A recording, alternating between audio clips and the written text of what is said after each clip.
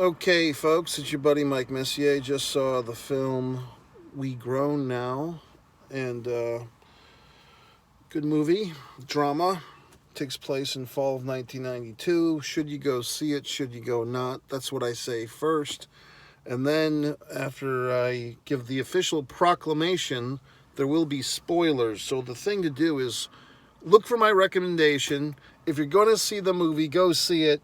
But don't forget to come back because you want to hear what I have to say about the film.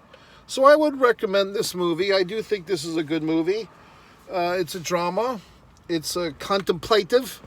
It's children, Chicago, 1992, fall. Unlike some of the advertisements or advertisements, as we say, there wasn't a whole lot of Michael Jordan stuff in this movie. It's just in the shadows of that era. Okay, so now let's discuss the movie further. So the movie, for some reason, I just wanted to see this movie. I thought it might be a little more upbeat than it turned out to be, but that's okay. The movie, I'm not sure if the director, writer, producer was the same individual who also created Moonlight, or if it's an entirely different individual. Or I saw Moonlight when it came out. I think that was 2017. And it won the Oscar for Best Picture. And I remember when I saw the film Moonlight, I said, well, to myself, and I don't remember if I even did a review or not. I can't remember if I was doing these reviews back then. But it's a very good movie. It's just so depressing and bleak. That's Moonlight, not this one. We Grown Now, I feel, is more optimistic. Optimistic. I feel like it's a bit more... you're not going to want to fucking kill yourself or jump onto a train track and get hit by a train after you see this one. So I like this movie. In fact, I would probably say with somewhat similar content, maybe not exactly. This movie, probably a better movie in my opinion, at least more enjoyable to watch than Moonlight. But why the comparison, you might be asking? Well, it's kind of the same as they say in the school books, socioeconomic situations. These fine folks in Chicago are in a predominantly black neighborhood, government subsidized housing, as they say. And 1992, so I guess the shine has kind of gone off the projects here because these neighborhood kind of peaked a generation earlier, back in Grandma's time. So now we're getting to the spoilers, by the way. Grandma, who had moved with her husband to this neighborhood in Chicago from Tupelo, Mississippi, home of Elvis. And she describes it in a nice little monologue at some point late into the film, that the neighborhood was so wonderful and everyone sat out and talked and everyone was very optimistic, 30 or 40 years earlier, maybe 50 years earlier. And now her grandchildren are kind of living at the tail end of this. It's no longer the peak. It's far past it. The neighborhood is a bit... it's just not so nice. There's spiders in the apartment. The police are coming in at 2 a.m. There's a shooting. A small child's been killed in the neighborhood. Basically, the situation's gone amok. It's gone south, so to speak. It's bad, and everybody's kind of miserable. And we see that represented through all the characters, but mostly through...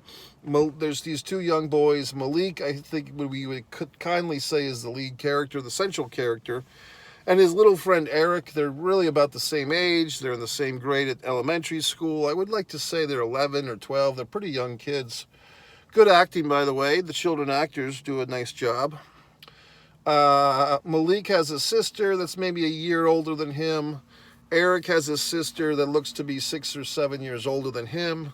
She's about to graduate from high school and go to college. Eric, the friend, for his part, his mom is deceased. He's being raised by his father and his older sister. And Eric lives 2 or 3 doors down from Malik and his family, which basically consists of Malik, his slightly older sister, the mom, and it looks like her father is deceased, and her, so that's it. So you have a family of 4 and a family of 3. Now you might be wondering, if this was a sitcom or a series, how come Eric's dad hasn't put the moves on Malik's mom?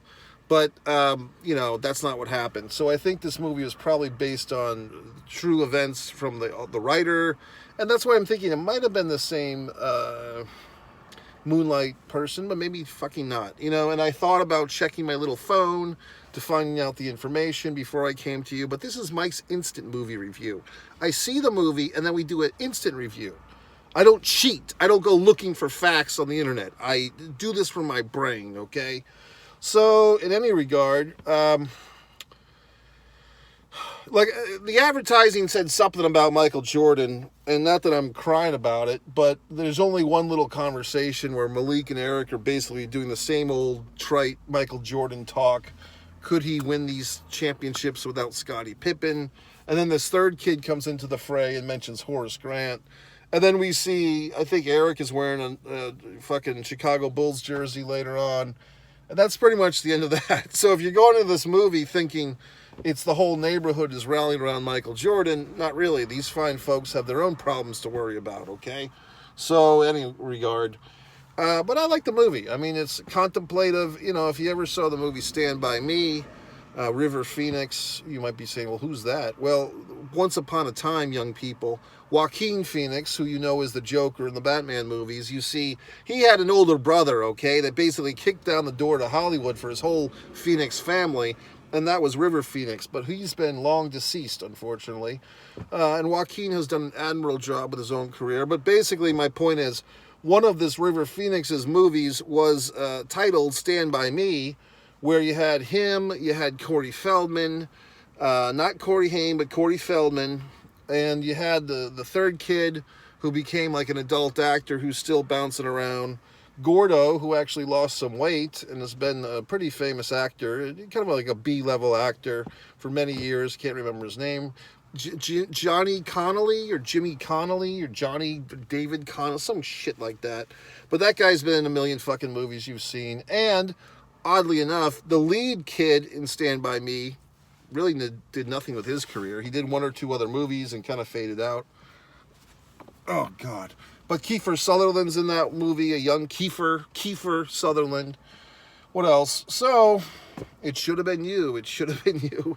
So this movie, to me, kind of felt like a nostalgic trip, a little bit like Moonlight and a little bit like Stand By Me. It's childhood, it's boys being friends. When you're a young boy, you know, a lot of young boys have a best friend that they kind of thick and thin, ride or die, and then what happens when one of them, their family is moving, because that's the big twisteroo in this one, is that Malik's mom has an opportunity to move to Peoria, okay? So she's got to make this choice.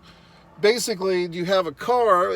She says no. With driving to Peoria for this job advancement is a 3-hour drive. So she speaks to her mother, and the mother has all her money rolled up, and luckily the police didn't steal her money when they broke in at 2 in the morning, which was nice of the police to not steal her money, even though they wrecked her home.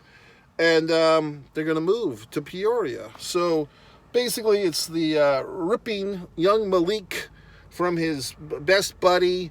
Malik seems to handle it in stride. He wants to get the fuck out. And Malik has a little bit of The Shining going, where like we kind of see these moments with Malik where he's kind of looking through the ceiling and he's seeing the great big sky. And he kind of has this thing when his grandmother tells him about the train. Like Malik kind of gets this train visions going, like he's hearing the trains. And then at the end of the movie, a really nice scene where the kid kind of steps back in time. That's how I interpret it, to the family moving, you know, into the home in the 1950s or 60s from Tupelo, and the grandmother is younger and she's sewing, and he sees his grandfather in this vision, and he, you know, he, like the little kid Malik kind of relives the home, like the journey of the actual home that they've been in. So I thought that was nice. Now, they do this little technique, which, you know, it is what it is. But you ever go see, you've seen a movie before. You know, at the end of the movie when, like, the character is kind of remembering all the wonderful things that have happened in their life, which just so happened to be all the goddamn things you saw in the movie, you know? And so they have the little flashback moment where the kid, Malik, is, like, thinking back to all these wonderful memories of him and his buddy Eric. And, of course, we see these little 2-second flashes, montage, if you were, of him and his pal living life as we've just seen it throughout the film. I think they might have put 1 or 2 other scenes in there that weren't fully explored in the film. Maybe they were cut scenes, maybe they weren't. Maybe they were just for the montage. However, folks, that's kind of a trite film technique we've seen for 20 or 30 or more years, and I don't like it. You know why? Because I think if you have the right actor who just kind of looks off contemplatively into the distance, you can accomplish the same goal. The audience is not a goddamn room full of idiots and assholes. You kind of get the point. The character is reflecting upon their life. So you don't need to fully illustrate that with this flashback. I find that to be a goddamn film cliche. If you've been watching my video, I wouldn't say it went viral, but it went viral for this channel anyway. With only 100 and some odd subscribers, but you're welcome to subscribe if you haven't before. You're welcome to tell your friends, your enemies. Maybe tell your enemies about this channel. That'll curse them. But basically, something to the effect of, there's a line in movies that I don't like hearing, which is, are you okay? If you go to the films, if you go to the cinema, you go to the auditorium, and the movie, some character hurts himself or they get shot in the arm, like all the action heroes do, and then the other character runs up and says, are you okay? Yeah, I'm fine. Keep going. So there's another one that's been coming along the mountain, another movie line of dialogue that's cliche and crap. And no, it's not, I love you. It's, you got this. So at some point in this movie, folks, and look, 1992, I'm sure somebody said, you got this to some other asshole at some point in 1992 in Chicago or anywhere else in the world. I'm sure people said that line. But you got this wasn't this fucking expression that everybody uses like they eat a fucking granola bar or a piece of white bread every day. You got this is like the last, I want to say 5, 7, 10 years maybe, that's become this redundant cliche that every fucker needs to say. It used to be things like, just do it. That was another one. But you got this. That's like the horse shit fucking line of dialogue that people say in movies when they want to end a scene with one character giving the other character a little bit of a nudge. And we see that in this one with Dad, Eric's dad now, is advising his son to go apologize to his best buddy. Okay, another spoiler, because late in the game, I thought the movie was just going to end at this point, but we got like an extra 20 minutes out of this thing, maybe 15, when it's fully decided that Malik is moving, him and his family are moving, Eric's upset, Malik writes up this little story, and he mentions his buddy, and Eric's giving him a hard time, and then I thought he was going to call him the F word. Okay, I thought we were going to go there, but nope, we went right to violence. Little Eric pushes little Malik, and I'm thinking, oh God, no, they don't kill Malik, do they? Because at the beginning of this movie, like when the movie first started, I'm basically thinking one of these kids is going to end up dead. Like that's where this movie has to head. I mean, it felt like they're going to set me up, they're going to make me fall emotionally invested with these children, and then they're going to kill one of them. But they don't. But we think they will when Eric pushes Malik, and it looks like Malik suffers a concussion or some such thing. We don't, I mean, they're working with children actors. It probably wasn't the biggest budget in the world, not the smallest budget either, but they did not show any bloodshed or little Malik twisted his neck or his spine or bonk in his head. So I was just kind of left with the impression that he got a little boo-boo, he got a little concussion. But there was moments when we thought he was dead, more or less. I mean, there's like 2 or 3 moments when you're like, oh, fuck, did Eric just kill Malik? What the hell's going on around here? But luckily, he didn't kill him. He just hurt him. And Eric, oddly enough, never really apologizes, by the way. He says, I'll miss you, but he doesn't apologize. It'd be nice if you apologized, Eric, for Christ's sakes. Anyway, the film ends on kind of a positive note. I mean, you know, if you've seen it, and the family's driving away, Malik and his family, Malik's looking in the back seat, and he sees his little buddy Eric running after the fucking vehicle. What a metaphor, what a visual representation of friendship, of moving on, leaving people behind. My God, what a world. So, you know, I mean, I'd like the movie. I mean, what the fuck can I tell you? I mean, obviously, I can't remember. There was some 2 words with a hyphen in between it as far as this government subsidized housing. I don't remember the name of it, to be honest with you. I don't know. Was this the same neighborhood or similar to, if you ever see the show Good Times? I have heard reports that there's this animated reboot of Good Times, which people are hating, okay? And I haven't watched it. I don't plan on watching it. But I will say this, I'm not surprised that Seth MacFarlane is so goddamn arrogant, thinking that he can just do whatever he wants. Oh, I made Ted. Oh, I made The Family Guy. I get a hall pass to make any type of offensive comedy about things I don't know about. Typical Rhode Island asshole. Seth MacFarlane, okay? I said it. So anyway, I haven't seen his Good Times. I don't plan on getting Netflix just to see it. I don't hate watch things, folks. People are like, oh, Mike, what'd you think of Roadhouse? They aborted it. I'm not going to watch it, okay? If I stumble upon it, if I feel like watching it, I will. But I'm not one of these people that feels the need to watch something because I know that I'm not going to like it. You know what I mean? People do that. Oh, you got to see how bad this is. You know, smell this rotten milk. I don't want to smell the goddamn rotten milk. I'd rather smell perfectly fine milk or no milk at all. I don't like smelling food. I don't like when people smell my food. That's another goddamn thing that people do that's so obnoxious.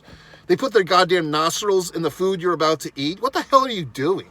What the goddamn fuck are you thinking? Putting your fucking nostrils in the food I'm about to put in my mouth.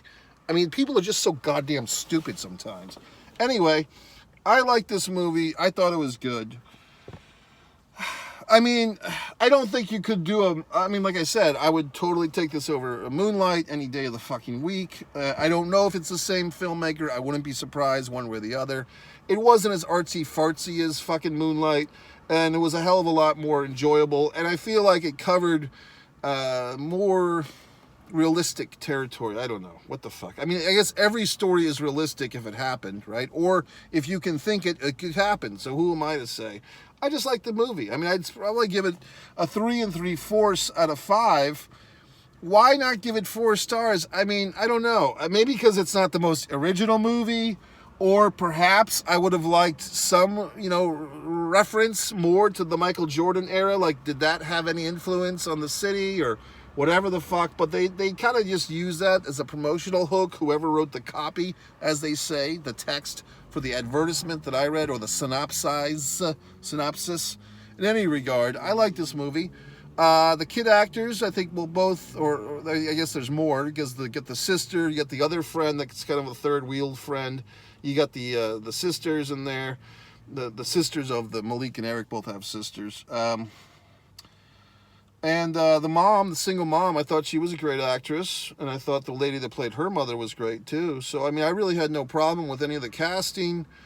I just thought it was good. It's solid, contemplative. That's how I would put that. I would put the spin that this is a contemplative. I'm contemplating it. And apparently this housing neighborhood was renovated or basically destroyed, as it were, in 2011. That was the end of it. And, things run their course, folks. I mean, there was plenty of things that I've enjoyed in my life. I remember something called the Castle Movie Theater in Providence, Rhode Island, that had a good 4 or 5 year run. I'm sure you have some things in your memory bank that's no longer there, like things that you enjoyed that you thought would be there forever, and they're gone, okay? So that's why you've got to take video, and you've got to remember things, and, I do think people get a little too hung up on that shit, like, oh, this thing is gone now. Well, nothing lasts forever, even cold November rain, Axl Rose, okay? So, it's just the way things happen is things have a life, and then they die, okay? So that's fine. It's just part of existence. It's, it sucks. There's things in this neighborhood of Jacksonville, Florida. When I first moved here, there was 2 movie theaters, 2 other Regal cinemas, one on Beach Boulevard that kind of opened and closed, and herky-jerky and pandemic and all that shit. And then there was another one near the airport, and that closed. But I still sleep at night. I don't cry about it. I just live with it. I live with the death of these movie theaters. So that's it, folks. So yeah, go see the movie. If you enjoyed this review, or if you didn't, go to MikeMessier.com. You can scroll to the bottom. You can stand me on social. You can buy all my books. Fight or Play Basketball is a wonderful story. A Distance from Avalon is a wonderful magical realism story. My pro wrestling trivia, you can play that on whatever the fuck, on Kindle. and so forth. MikeMessier.com. Subscribe, like, and do all the wonderful things you should do.